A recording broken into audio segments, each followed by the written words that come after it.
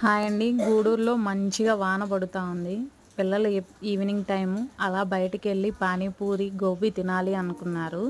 పానీపూరి అయితే మేమే చేస్తాం. సో, అందుకని కట్లైట్ అండ్ గోబీ తినాలన్నారు. సో, అంతా మా దండుపాలెం బ్యాచ్ అంతా బయలుదేరాము. మా బాబు, అద్విత అనే మా ఫ్రెండ్ వాళ్ళ పాప అందరం బయలుదేరాము. తీరా అక్కడికెళ్ళేటప్పటికి పానీపూరి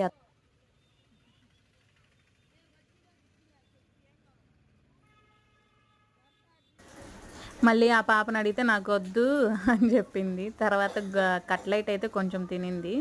దాని తర్వాత తినేసిన తర్వాత గోబీ అన్నారు మా పిల్లలు. ఆ గోబీ కూడా తీసుకొని తినేటప్పటికి టైంకి వాన అయితే పడింది మళ్ళీ.